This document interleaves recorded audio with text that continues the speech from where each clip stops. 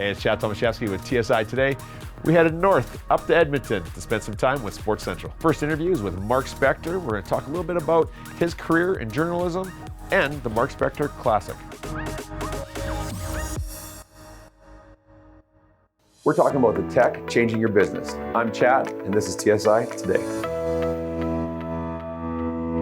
Hey everybody, it's Chad Tomaszewski here with TSI Today. We are on the road for the very first time in our history. We're here in Edmonton, just a little bit north of Calgary, of course, at Sports Central with some very special guests we're going to dive in today. First up is Mark Spector. Mark, thanks a lot for joining me today. How are you, Chad? I'm doing well, thanks. Awesome.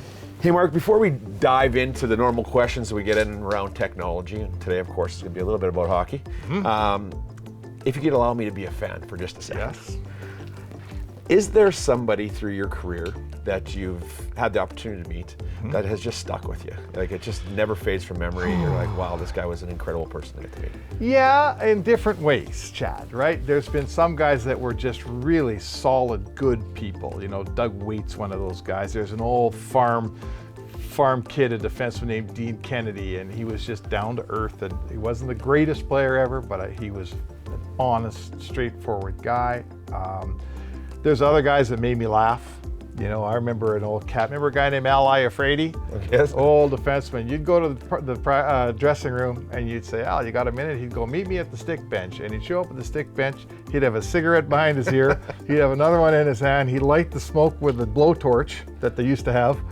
And he'd talk to you very honestly for 20 minutes. And he was the nicest fella you ever met. And those are the guys that stick with me. Great players, Wayne Gretzky, Connor McDavid, you know, met Guy Lafleur and all those guys. But the real people are the ones that stick with me. That's awesome. That's great to hear. And of course, as a huge hockey fan, many of the people that are watching us, of course, are hockey fans. Love to hear those stories. Yeah, Jerome McGinley, got to say that. Yeah. One of the greats. Great Calgary hockey player. And from Edmonton, too, right? You bet. Yeah. So can't get better than an Alberta boy. So you've got a bit of a storied career. As a journalist, I think a lot of journalists around the world would give their left arm for an opportunity to be able to follow, a hockey club like the Oilers. Over that period of time, was there a technology that has come into play that has really changed the game? Well, changed my game for sure. It's about filing your story, right? Just getting the information from the press box that I work in back to my newspaper to now my website. That has been a challenge over the years, for sure. I worked pre-internet in this business. I mean, I could tell you stories about the old guys who used to bring their copy, typewritten copy, down to the railway station, and the tele guy would send it home that way. So certainly technologically, in my end of this business, it's been about the ability to access information, right? They don't even give us a paper NHL stats package anymore. For the first 3/4 of my career, you would receive a package of paper when you went to every game. It had every stat for every team. They don't even give you that anymore because it's all online. Filing, writing your story, obviously on laptops is far better.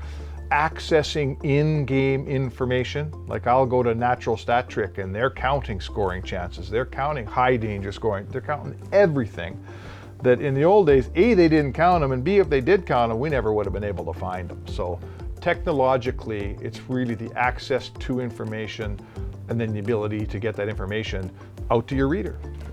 So do you think technology is perhaps slowing the game down? Only when, like, literally slowing the game down with replays, sure, right? We all, there was a very famous offside in hockey. It happened in Colorado. Somebody was offside by like 4 feet and the linesman thought that someone else had touched the puck and they didn't call an offside. A goal was scored. Was it Matt Duchene? Forget who it was. And everybody said, oh my gosh, we have to review offsides. Well, we've eliminated the offside by this much. You never see that anymore. But what we've done now, technologically, is we've found ourselves fighting over the offside by this much.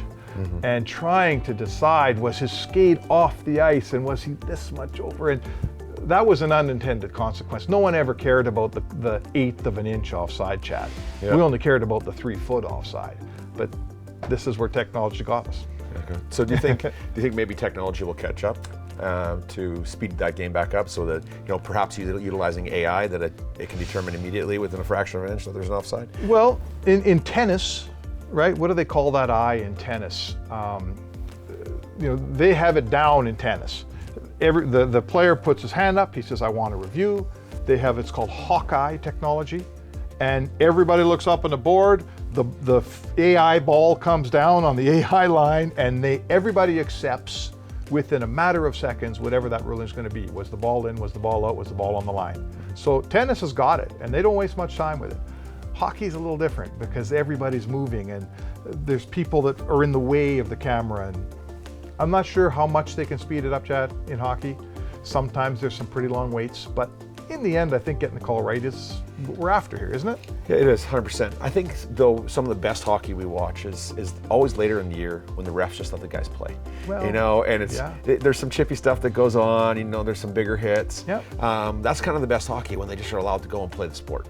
So I'd like to see technology catch it up so that it speeds the game up and it keeps it fast.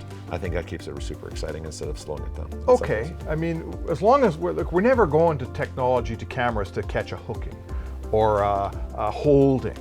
But for instance, there's been many instances where you get a high stick call, and now we do go to the situation room to find out that in fact it was that player's teammate's stick that hit him in the face, not the opposition. So we rescind that penalty, and I think everyone should be pretty, where I think we're all happy that the refs aren't getting away with, it's just a mistake, it happens fast, but we correct those mistakes now. So, this is the yin and yang of technology. You got to wait for it, but it usually gets it right in the end. Technology can take so many different directions. We look at journalism. You've been doing this for quite some time. You've told us a few different locations that you've been a part of in your career. That's fantastic. As technology's kind of had this evolutionary leap over the last decade, we have these keyboard warriors that feel they're journalists all of a sudden, and they're telling stories. And sometimes we see division in the populace, we see misinformation. Is that happening in sports? Oh, yes. I always tell the story that nobody goes up to a dentist at a house party and says, "Hey, let me tell you how you should do this bridge, fix this bridge, or do this wisdom tooth extraction." But everybody walks up to Spec and tells me how I'm supposed to cover the Edmonton Oilers, right? Because everyone's a hockey expert. I get it. That's what makes it fun. But now with technology, with the internet as such, anyone can open up a website. You're going to talk to Sunil soon, and it's been an advantage among analytics people, because those people never had a voice, frankly. A lot of hockey fans didn't have a voice before the internet.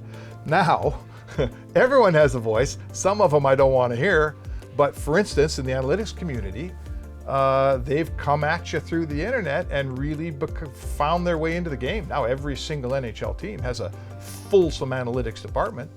And there was a time when that was just some guy, and quote unquote, in his basement. But that has become of great value to hockey now. For sure. Yeah. So, Sports Central, unbelievable what these guys do. But you've got a different twist on it with a golf tournament that you support every year. Mark Spector Sports Central Golf Tournament. Tell us a little bit about that. I've been doing it this will be our 12th year. I got a little bit roped into that one. I wanted to help, and they said, "Let's do a golf tournament." And then someone said, "Let's name it after Spec." And I said, no, let's just call it. And they said, "No, we got to name it after you." Well, now I'm in for life. Right? In fact, I think if you do a good job here, we may rename it after you, and then I can hit the highway. It's been great. We raised a bunch of money. I think we're at $1.4 million over 11 years. It's the greatest cause ever. We're standing here in Sports Central. It seems easy here, Chad, right? It seems like, hey, people empty their garage, they give you gear, the kids come in, you put it on them, and they go away happy. Yeah, there is so much more to it. I have a hand in trying to raise some money here with this golf tournament. We work at it a little bit, and I'm proud to do it, and it's awesome. But there's a legion of people here that keep the gears running, man. It's the last thing I'll say is, in my years around here, what I've learned is this: it's actually not that hard to get equipment. Everybody has old equipment they want to give you, right? The hard part is keeping it, storing it, fixing it, and getting it to kids, putting it on the kids. You think it'd be easy to give away? That's where the work comes in, is getting out to the public and getting people in your doors. And when they get here, making sure that you're ready for them. And you can't give away a set of hockey equipment without the right elbow pads, right? Without the right helmet, so they do a great job here. Of course, when I played hockey many years ago, we didn't wear helmets and elbow pads. That probably explains a few things. I forgot my cup one day, and that's where I wore an elbow pad there when on the ice without one elbow pad. You got to do what you got to do, say the right things. Mark, we're going to jump into the round table a little bit after this and chat a little bit more, but thank you so much for joining me today. Thanks for having me. You bet. Thanks for watching TSI Today. Catch up with us next time when we learn more about technology changing business today.